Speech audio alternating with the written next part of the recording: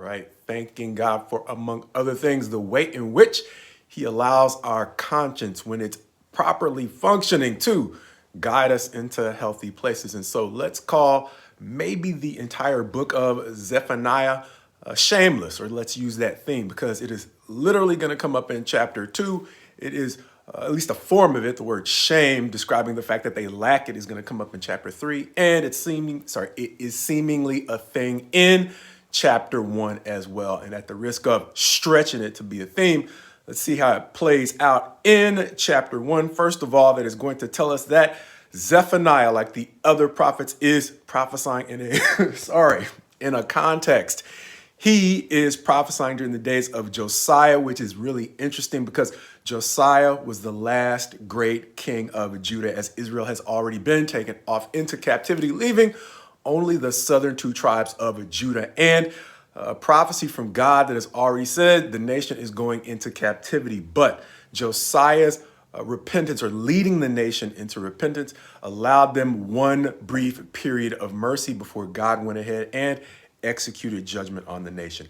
That is the context for Zephaniah. And so he is prophesying during a good time, but what we're seeing beneath the surface is the fact that the same old tendencies are woven into the culture, even though Josiah tried to turn the people back to God.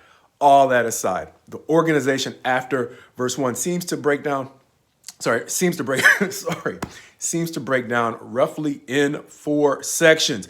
Three of the 4 are going to seem to talk about what God is going to do, as the 4th, it's really the 3rd in the sequence, is going to describe the day of the Lord. Describe the day of the Lord. Let me slow down again.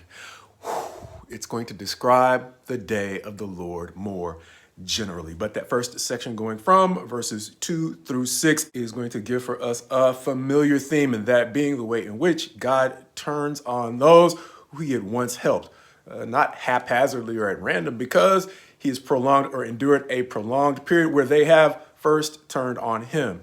Talking about his people, Judah, this time he is literally going to use the term in verse 4, I will stretch out my hand against Judah. Going on to the second section, let's just give him a short overview and then maybe a little bit more detail. No. Let's pause.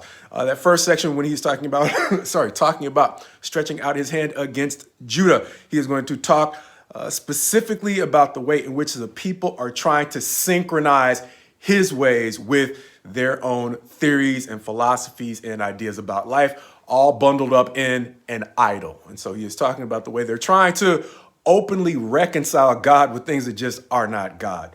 Going on, though, in verses 7 through roughly 13, he's going to talk about the way in which he is going to punish them for these things.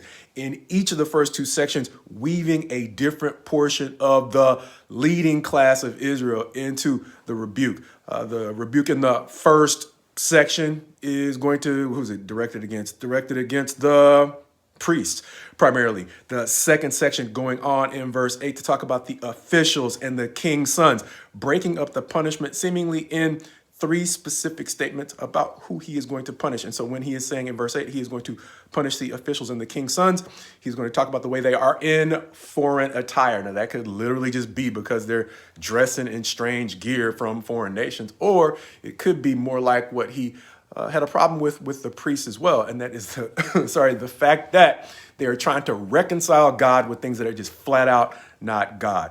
The second punishment that he's going to talk about in verse 9, though, in that second section, has to do with everyone who once again makes a living out of or finds success through force, literally violence, or fraud, or force and fraud.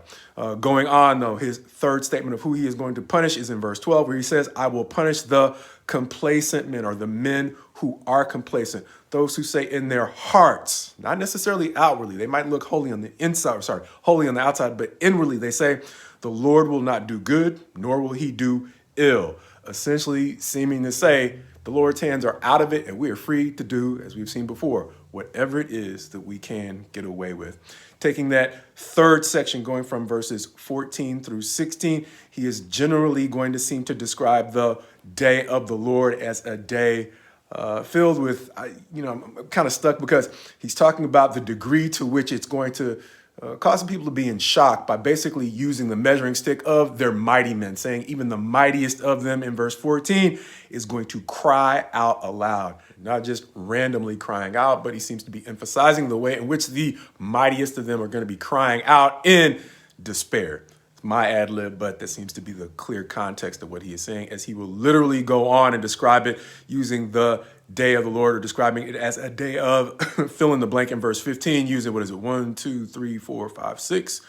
Is that 6? Yeah. Descriptions of what it is going to be like before going into the final section, verses 17 and 18, where he is going to describe the day of the Lord in much the same way he started out the chapter, and that is describing it as a day that is not just for the punishment of his people, Judah, but the entire world, reminding us that God is consistent, he is fair, and he is just. And to the degree he is setting out the standard for the punishment of Judah, it is simply a reflection of the standard that he uses for us all. This time saying that their silver and gold is not going to be able to save those who have accumulated wealth in the day that he brings judgment to all the earth. The thing that stood out to me most about this chapter, quite possibly being another passage that, I don't know, maybe it's unrelated, but for me, it came to mind when God reminds us that his rain falls on the just and the unjust, reminding us not only of God's grace, but the flip side of his grace. The fact that it can sometimes seem like it is permission, something that Paul warns us against believing, understanding that the flip side of God's grace is potentially allowing us to become comfortable in things that he has already made clear are flat out wrong. However, absent personal consequences, there are times when God can expose what's really going on in our hearts, and that might be the degree to which we are content to either do or partner in things that harm others, as long as we don't perceive ourselves as personally being harmed. And understanding that we all need mercy for the ways in which we harm one another, whether intentionally or unintentionally. The thing that God is coming back to deal with in the next 2 chapters is the way in which Judah and the rest of the world had begun to reject God's correction and begin to shamelessly engage in habits that needlessly harmed others.